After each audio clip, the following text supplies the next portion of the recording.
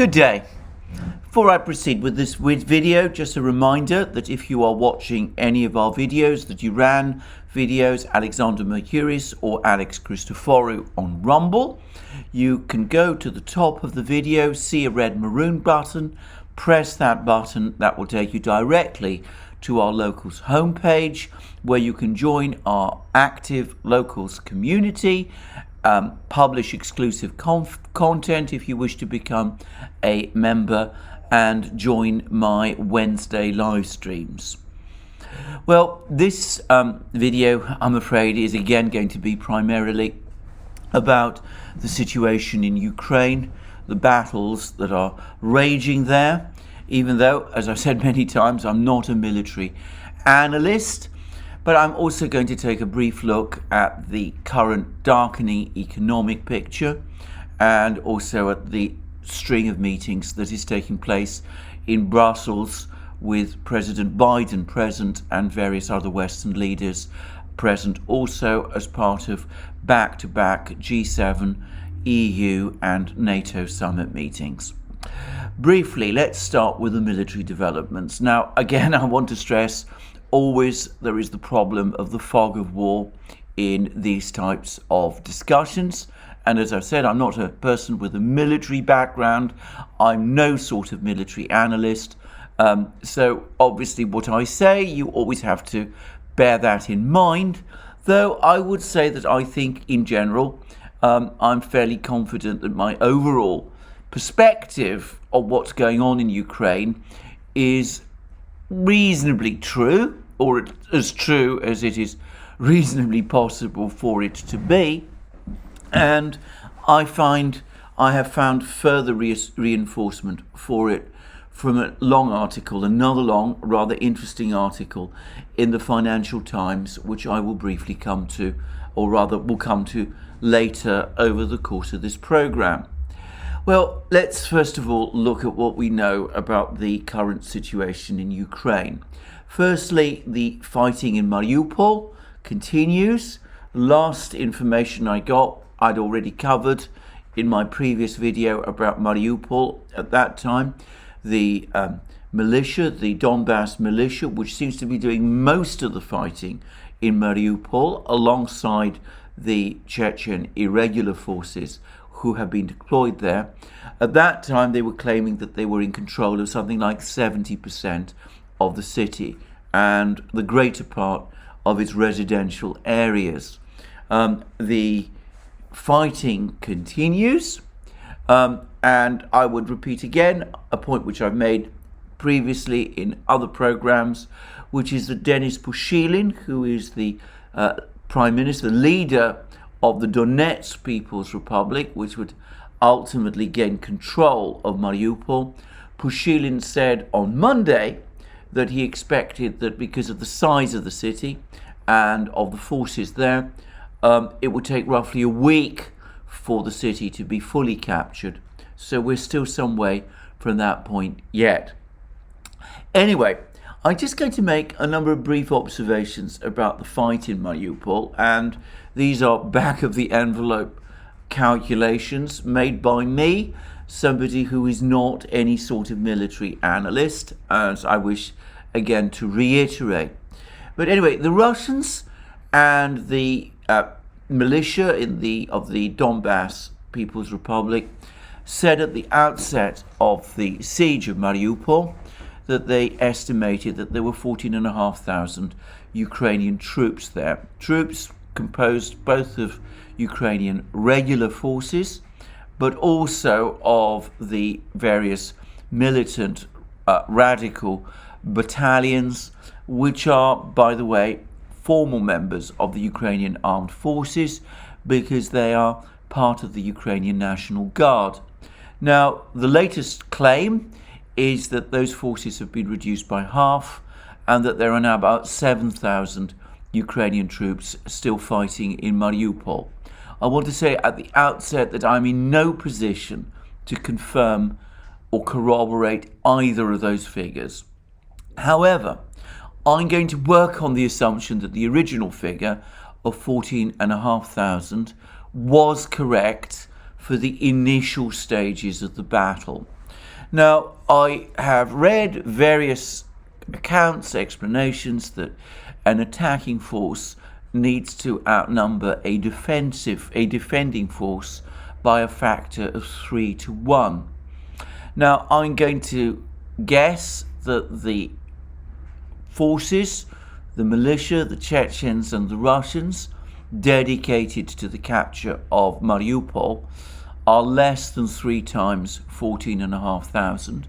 I'm going to guess that they're probably more like double that figure. But surely, in order to capture a place like Mariupol, they would need to outnumber the defenders. If that's correct, and we're talking about 14,500 defenders in Mariupol, that would mean a total force dedicated to its capture of around 30,000 men.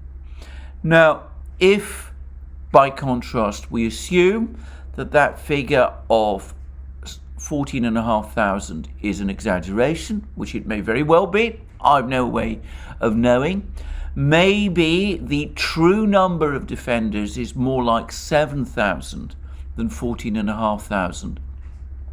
That would still tie down, I'm guessing, around 15,000 attacking troops, which still seems to me to be a considerable number. So one way or the other, the fight for Mariupol, which is clearly at the moment the epicenter of the battle in Ukraine, is involving large numbers of forces. 14,500 or indeed even 7,000 would be a substantial part of the Ukrainian military. And of course, in terms of the other side, the Russians and their allied forces, it would be anything from 14 to 15,000 to 30,000. Now, once Mariupol is cleared, which Pushilin expected would take about a week, so we're probably some days away from that happening, well, then that will mean that the total forces that the Russians have in Mariupol will be able firstly to rest and recover and then be redeployed presumably for other battles. That would release 15 to 13,000 men, perhaps even more than that, to take part in the rest of the battle, of which the major focus must be the battle in the Donbass. And that, I think, perhaps explains why Mariupol is so important. The existence, the fact that the Ukrainians are holding out there, obliges the Russians to keep a significant part of their forces committed to capturing Mariupol. Even if they had not been intent on capturing Mariupol, they would need to keep significant forces around Mariupol to bottle in or blockade these forces. The capture of Mariupol will eventually release those Russian forces so that they can be committed eventually to other parts of the battle. And which other parts? Well, I don't personally have any doubt here. It is the battle of the Donbass. And I'm going to say that there's been some more news on that front today. The Russian Defense Ministry has now confirmed that the important town of Izyum, which, by the way, the Russians had previously claimed they had captured last week, but anyway, apparently now they've successfully cleared all the remaining Ukrainian defenders from the town, so that the entire town is now under their control. Now, Izyum is important because it is on the direct line to the important towns of Slavyansk and Kramatorsk, and it's also on the direct line to the Russian troops in Mariupol and further south, and of course accelerates the day for the final encirclement of the Ukrainian forces in Donbass. As I've already said, some of the troops in Donbass, Ukrainian troops, have already been encircled. The 7,000 or 14,500 Ukrainian troops in Mariupol have been encircled. And the troops further north in Lysychansk and Severodonetsk have been encircled too. But the main force, the force of opposite Donetsk, the city of Donetsk, with the fall of Izyum and with the prospective fall of Mariupol, its complete encirclement begins to become a real possibility. And at that point, the Ukrainian forces in eastern Ukraine will be in an incredibly difficult position. Now, I've been talking about this for some weeks, that this is the actual real focus of the battle in Ukraine, that the events that are happening in other places near Nikolaev, near Kyiv, near Kharkiv, what the Russian troops there are doing is that they're pinning down large numbers of Ukrainian troops in these places so that they are not able to participate directly in the battle in the Donbass, where this war is going to be decided. And it seems to me that we now have further confirmation from this in another interesting article in the Financial Times. Now, I should say that the Financial Times, like most of the rest of the British media, spends most of its time republishing Ukrainian claims about the progress of the battle, claims which are obviously written from a Ukrainian point of view and which inevitably and unsurprisingly highlight Ukrainian victories. Just to give one example, about 2 days ago, I was reading in one British newspaper, the Daily Telegraph, that the Ukrainians were developing a counterattack which would recapture Izyum from the Russians. Well, as we've seen, things have turned out otherwise. On the contrary, it's the Russians who were able to push out the remaining Ukrainian troops from the southern suburbs of Izyum and who are instead advancing towards a settlement known as Kamenka, which is now apparently the next line of defense that the Ukrainians have created.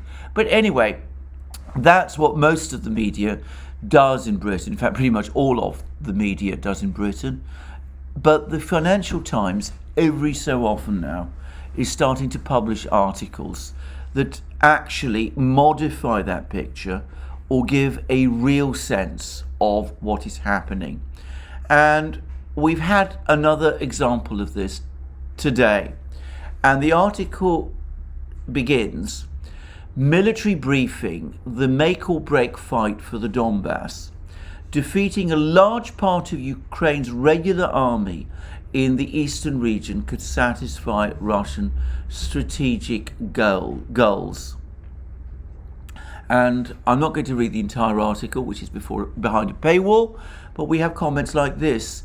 The Donbass is one of the places where the Russian invasion of Ukraine began 8 years ago. But that's something the Russians would vigorously dispute.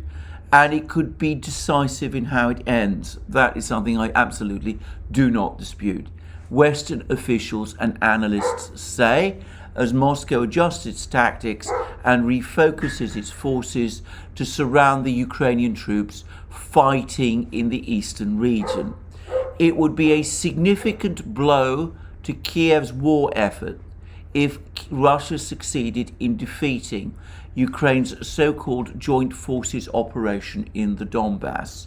Whilst the precise number of Ukrainian troops in the region is subject to an information blackout, as many as 40,000 crack troops, or about a quarter of Ukraine's land forces, were stationed there when Moscow launched its invasion 4 weeks ago. My information, which is from a variety of sources, puts the number much higher at about 60,000 and perhaps even more than that. And that may not include the forces in Mariupol, which do not seem to be counted within this figure. But anyway, to continue. This is the area where we have most concerns and where Russians have made most progress, a Western defense official said. I don't think there is an imminent risk of Ukrainian troops being encircled, but it is one to watch. Russian success in Donbass would represent a big military advance for Moscow. At the start of the campaign, the Russian army showed a puzzling inability to concentrate its forces into one or two main thrusts or to take a main city. Well, I've discussed this on many occasions. I think this is a misjudgment of Russian tactics and strategy, but never mind. But now Western defense officials and analysts said the Russian military might be consolidating its effort into a more methodical, two-pronged approach.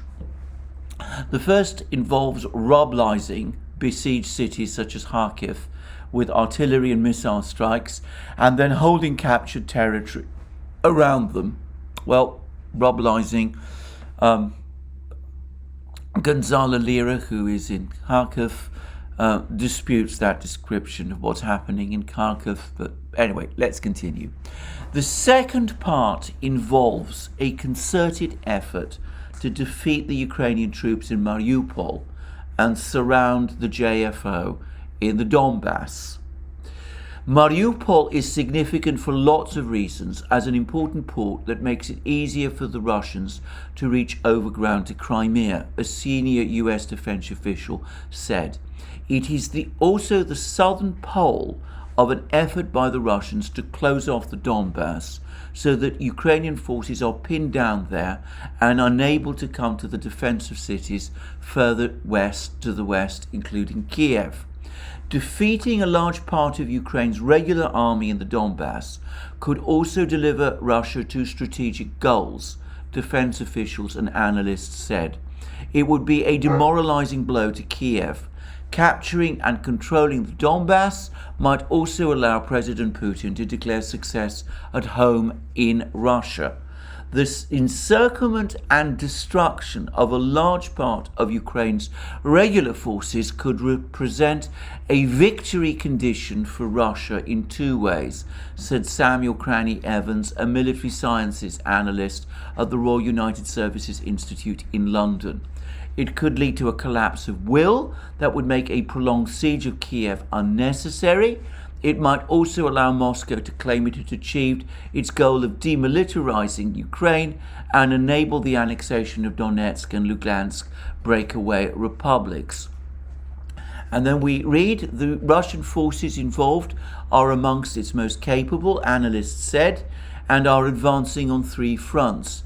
Pushing northeast from Crimea are well-equipped troops from Russia's 58th Combined Arms Army and 22nd Army, which this week launched what defense officials said may have been a feint attack on the port of Odessa.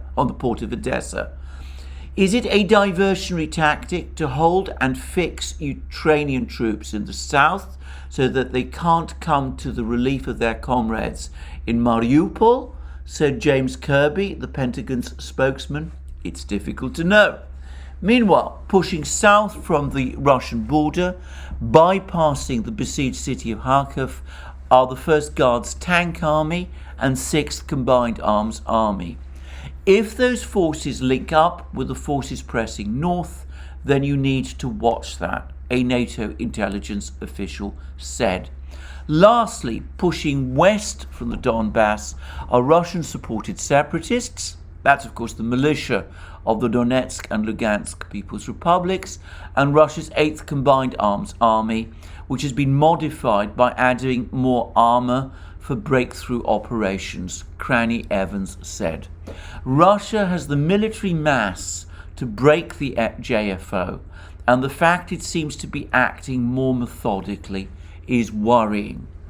And then we read that Kyiv has released little information on the troops, and few, if any, journalists are reporting from the region. But defense officials and analysts say JFO forces troops are battle-hardened by 8 years of fighting and extensive special forces training by the US, UK and Canada. Well, all of that is true. The last points are true about the fact that they are the best troops that Ukraine has. But if they're going to avoid encirclement, then one does have to wonder how they can do that without actually withdrawing from Donbass, which, to be straightforward about it, looks to be a political imperative to keep them there. But there you have it. Information from the Financial Times about the increasing moves by the Russians and their allies to encircle the Ukrainian forces in Donbass. In the Duran, and of course not just the Duran, there have been other commentators as well, we have been saying this for weeks, that this is the key part of the battle. And note how the Financial Times admits that the government in Kyiv has released little information on the troops, the state of the troops, the Ukrainian troops in Donbass, and that few, if any, journalists are reporting from the region. I would modify that, by the way. If you're talking about Western journalists, I don't really know of any one. Perhaps there are some that I've missed. I get most of my news from the Western media, but my overall impression is that most journalists, most Western journalists, the British media I should say, my impression is that most Western journalists are based either in Kyiv or Lviv, and with occasional forays to places in the west like Nikolaev, but that they have very little real sense of what's actually going on in the main areas of the battle, which are of course in Donbass. So there we are, a fairly clear account in the Financial Times of the steady encirclement, the complete encirclement of the Ukrainian forces in eastern Ukraine, and the fact that Izyum has been cleared and that the Russian forces are moving towards Kamenka, and the further information that the situation in Mariupol is probably reaching or approaching its conclusion, suggests that if those Ukrainian forces in Donbass are to survive, they must seek to withdraw very quickly, because if they don't, the strategic encirclement, which is what the Russians have been working towards ever since the start of this war, the strategic encirclement of these forces in Donbass will take place very soon, probably within the next week, with, as I said, cauldrons, encirclements of forces around Severodonetsk and of course in Mariupol having already happened. Now, the Financial Times article also discusses at some length the various casualty claims that have been made about the losses that the Russian military in Ukraine is supposed to have suffered. And it comes up with an extraordinary figure of 30,000 casualties, of whom as many as 15,000 have been supposedly have been killed. Now, I have to say that I've always found these figures difficult to acknowledge, and Andrei Martyanov, who is one of the more, shall I say, well-informed specialists on this issue. He's a former Soviet military officer, though I understand he reports in the United States, has done written a very interesting article in which he points out that even if we take the lower estimate of 7,000 as the total number of Russian casualties or Russian dead in this battle, then that would mean that the Russian military in Ukraine, in Donbass, is currently suffering a higher casualty rate than it was in battles in the same area against Field Marshal Manstein's troops in 1943 during the Second World War. And I think Martyanov's points are absolutely on the ball. I think that these figures of 15,000 or whatever it is that's been circulated are complete fantasies, and my sense is that either the people who are circulating them are engaging in what I would call propaganda, which I think, by the way, is deeply immoral, in order to demoralize the Russians, but in order also, no doubt, to give false hope to the Ukrainians. Or perhaps, as Martyanov alternatively suggests, they have so little experience and understanding of combined arms operations that they don't really know how to assess casualties over the course of them. And that might, by the way, might be a valid point, because the Western powers, NATO, hasn't engaged in combined arms operations at any point for decades. The closest approximation to it was the last days of the first Iraq war of 1991, when after 2 months of bombing, the US and allied military finally moved into Kuwait. Though this happened, it must be said, at a time when the Iraqi army also was already apparently in full retreat. So the Western powers don't have much knowledge of land war or of combined arms operations. So it may be that they don't entirely understand how combined arms operations work, and therefore are coming up with these inflated casualty figures. That, by the way, seems to be Martyanov's view. Certainly, I don't get any sense that the Russians themselves have experienced anything like these levels of casualties. I'm fairly certain that if they had, there would be some sort of a military crisis on the part of the Russians in Ukraine, of which there is absolutely no sign. So I take these figures as, frankly, fantasies. And I'm afraid I think that it spoils what would otherwise be a good article in the Financial Times to repeat these fantastic and uncorroborated figures. Anyway, that's what I'm going to say about the military situation. Izyum, as I said, has been cleared of the Ukrainians. Mariupol is slowly being cleared of the Ukrainians. The Russians are methodically advancing with their project of fully encircling what I suspect is the better part of the Ukrainian army, which is in Donbass.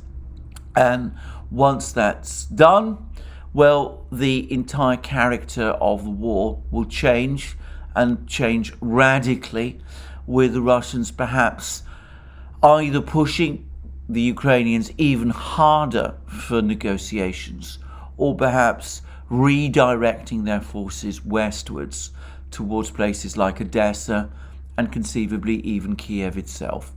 Anyway, that's all I get to say about this particular situation today in Donbass and in Ukraine, the military situation.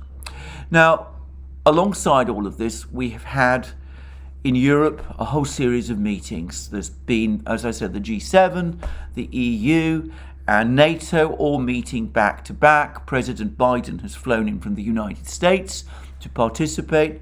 Jens Stoltenberg, NATO's Secretary General, has just announced that he's intending to stay as NATO Secretary General for a further year, presumably an indication that there is some disagreement amongst the Western powers as to who would replace him. There seems to be a lot of argument about who his intended successor would be. So there is apparently a decision to keep Stoltenberg in place because they can't agree on anyone else. Anyway, I'm not going to speculate too much on what the decisions are going to come out of this meeting. There's some suggestion that the Western powers are thinking of providing Ukraine with anti-ship missiles, which would be a difficult and complex thing to do, by the way. But anyway, there was a report about this meeting from Reuters in which it said that at the NATO meeting, Zelensky, who addressed the NATO leaders via video link, did not repeat requests for NATO membership or the establishment of a no-fly zone. So apparently even Zelensky has dropped that idea. And then we had a rather curious comment from this same official that the mood overall has been sober. It's been resolute and it's been incredibly united. Now that's from Reuters, and I found that a rather interesting choice of words. Mood overall has been sober. Sober? Somber, perhaps? Perhaps they're getting information from the battlefield, from Ukraine, which has put them all in a somber mood. And when we hear that it's been resolute and incredibly united, well, one wonders why we have to be told that. It may suggest that, on the contrary, far from being resolute and united, there's perhaps some degree of recriminations and perhaps increasing divisions. But these are only the words of an anonymous official reported by Reuters. I'm going to guess, by the way, a British official. Reuters is a British news agency. And I'm not going to speculate further on what's actually going on behind closed doors in NATO. What I would say is that in Britain, which has been very much at the forefront of the anti-Russian campaign over the last few months, the mood yesterday turned dramatically somber. Firstly, as I discussed in my video yesterday, the British were presented with an inflation readout showing that inflation as of the end of February has increased to 6.2%. Then the British Chancellor or Finance Minister Rishi Sunak unveiled a financial package to support the economy. And over the course of that financial package, the British people learnt that Britain is looking to experience this year the biggest fall in living standards since current records started to be kept, which was in the 1950s. So we're looking at what is increasingly looking like what the British media refers to as the cost of living crisis, but which, to be straightforward about it, looks like a very, very severe case of stagflation. High prices, and of course the highest prices are still to come over the next few weeks and months, a collapse in demand as structural inflation puts extreme pressure on living standards, and a very heavy likely recession over the next few weeks and months. Now, interestingly, no one up to this point in Britain, at least no one in the media that I could see, was directly linking these events to the sanctions war, the economic war of attrition, as I described it yesterday, in which the Western powers have found themselves locked into as a result of their struggle with Russia. But those of us who follow the news more carefully can see that that is indeed what is happening, that the economic war of attrition, which we are now in, following the failure of financial shock and awe, with those big sanctions announcements that took place at the end of February, that this economic war of attrition is now starting to exact a severe toll. And that might explain why the mood at the NATO summit meeting is being described overall as sober. It could be that there's growing concern about the effect of the economic war of attrition combined with the bad military news from Ukraine. That's creating a somber mood. Well, I'm going to make one final further point here. There was a very interesting article on the website of the Quincy Institute, Responsible Statecraft, which said that once all the excitement over the war dies down, once the situation has settled, it will become clear that far from being enhanced, NATO's credibility in as a result of the Ukrainian crisis has been badly damaged. And though the writer of this article is very careful not to consider the possibility of an outright Russian victory and of a total Ukrainian defeat. Obviously, that would be even more the case if that was the outcome.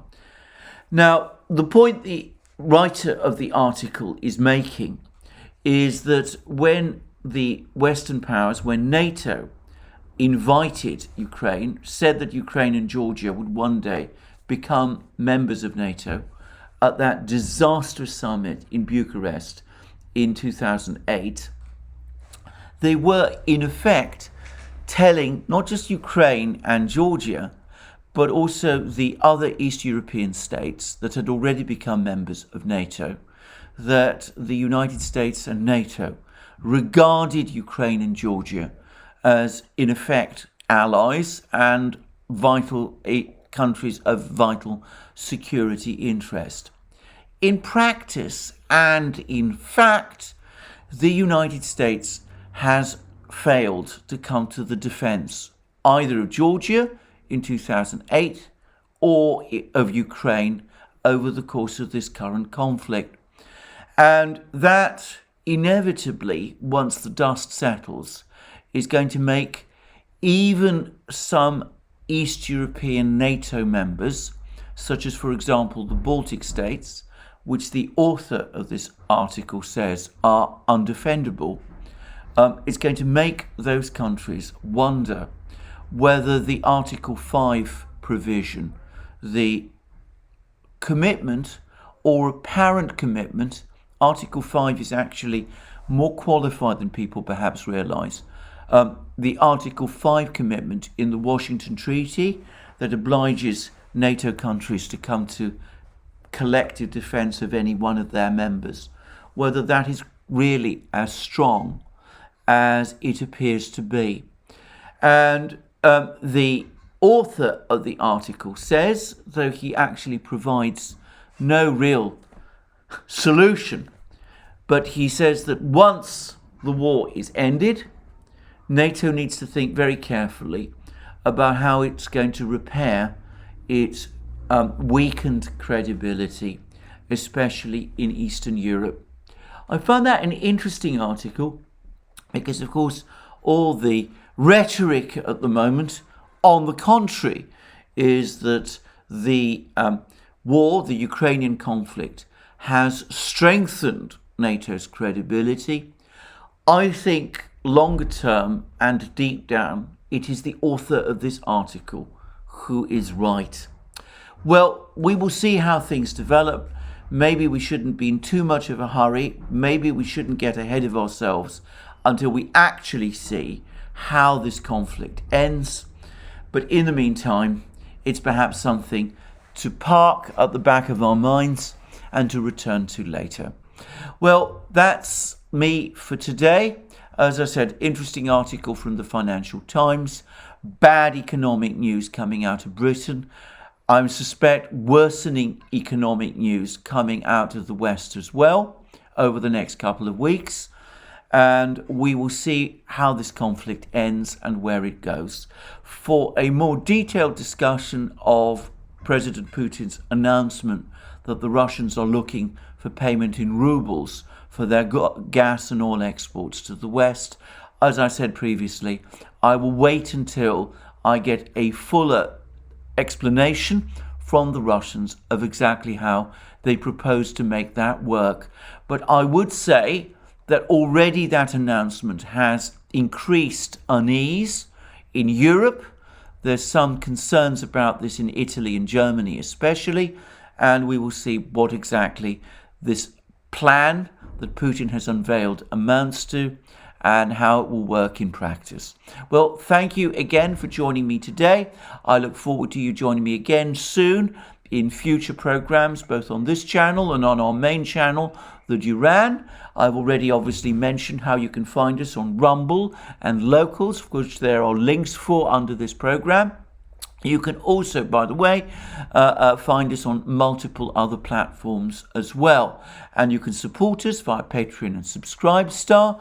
And please don't forget to also look at the things in our shop, our t-shirts, our bomber jackets, our sweatshirts, our hoodies, our famous mugs and all the rest. And last but not least, if you've liked this video, please remember to press the like button, and please also check your subscription to this channel.